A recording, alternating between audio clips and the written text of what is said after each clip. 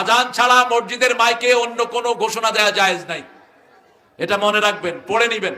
শুধুমাত্র মতার যুদ্ধে 3 জন শহীদ হয়েছেন, প্রথম 3 জনের নাম রাসূল মিম্বারে বসে বলেছেন। এই হাদিসটা থেকে কেউ কেউ বলেছেন যে মুর্দার কথা যদি গুরুত্বপূর্ণ কোনো ব্যক্তি হয় ঘোষণা করা যেতে পারে, কিন্তু আজমালি ভাবে মসজিদের মাইকে গান পড়ে, কি পড়ে না পড়ে, বাচ্চাদেরকে ডাকে, আবার বলে যে এই ছেলেরা এদিকে আসো এদিকে যাও, আবার আজানের আগে গান গায়, এগুলো সম্পূর্ণ নিষেধ।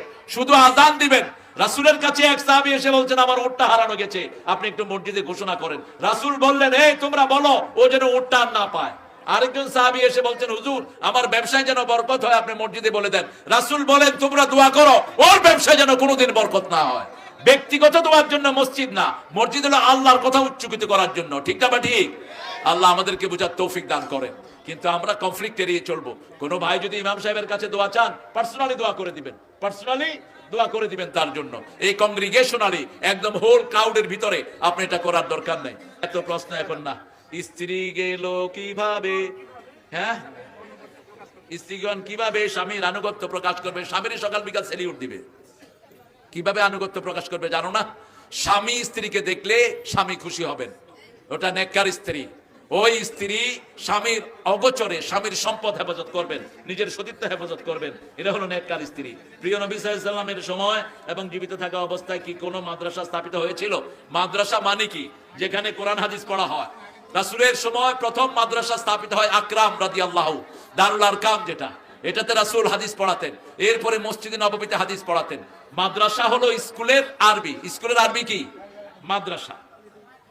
ইমাম সাহেবকে পছন্দ না হলে তবে পিছনে নামাজ পড়া হবে কি? হ্যাঁ হবে, হবে। যদি ইমাম সাহেবের ভিতরে কোনো শিরক বেদাত থাকে, এগুলো আস্তে আস্তে তাকে বুঝিয়ে তার থেকে এগুলো পবিত্র করার, তাকে বুঝান যে এটা একটা শিরক আছে, এটা একটা বেদাত আছে, আপনি তাবিজ দেখেন এটা ইসলামে জায়েজ নাই, আপনি এগুলো ছেড়ে দেন। তারপরেও যদি সংশোধন না হয় আস্তে আস্তে চেঞ্জ করে ফেলেন তাকে, কিন্তু নামাজ তার পিছনে বাদ দিবেন না। মসজিদ বা মাদ্রাসার কমিটির সদস্য হিসেবে যে কোনো প্রকার প্রভাব খাটিয়ে নিয়োগ দেওয়া যাবে কি? হারাম। এই যে ঘুষ খায়া মাদ্রাসার টিচার নিয়োগ করে, তোদের উপরে আল্লাহ লানত। ঘুষ খায় স্কুলের টিচার নিয়োগ করো, তোদের উপরে আল্লাহ লানত।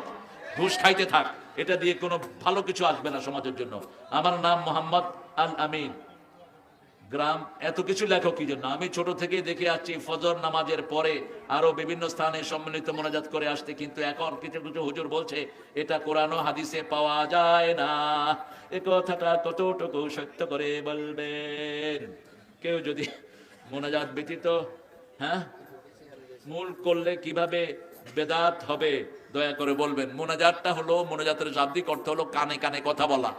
রাসূল অধিকাংশ দোয়া করেছেন সেজদায়, আর কেউ দোয়া চাইলে তার জন্য দোয়া করে দিতেন। হাত তুলে দোয়া করেছেন বৃষ্টির জন্য, হাত তুলে দোয়া করেছেন সূর্য গ্রহণের জন্য। এছাড়া রাসূল সাল্লাল্লাহু আলাইহি ওয়াসাল্লাম কথায় কথায় এরকম হাত তুলে দোয়া করতেন না, কেউ দোয়া চাইলে তার জন্য করতেন।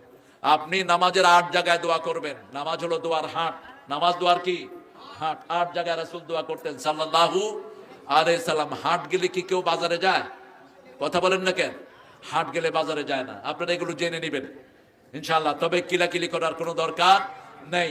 কেউ যদি দোয়া করে তাকে করতে দেন, এগুলো মুস্তাহাব জিনিস, এগুলো নিয়ে কিলাকিলির দরকার নেই। একজন দোয়া করতে চাচ্ছেন, একজনের ইমোশন, যদি দোয়াটা করতে না পারে আমার নামাজ বোধহয় কবুল হবে না।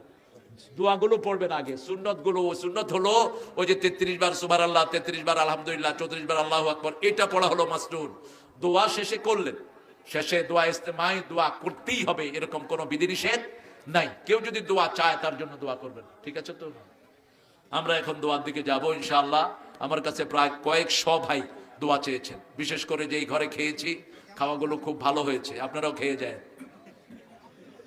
খেয়ে যাবেন, সবার দাওয়া। এদের কলিজা বড় আছে, আমার স্যার সহ, যেই আমাদের এই যে লোকমান রাজি সাহেব, ওনার বাচ্চারা পাকিয়েছে, ছেলের বধূ, ওখানে ভালো আচারও আছে গো, গেলে খেয়ে নিয়ে। 3 পদের আচার দিয়েছে আমাকে, বড়ের আচার, আমসত্ত্ব, আর হলো ওই যে মোটা আমের আচার। ওই 3টেই মজা। আপনাদের তো চাপাইতে মজা আর মজা, কালাই খাইতে তো আরো মজা, শুধু গালটা একটু ছিঁড়ে যায় আর কি।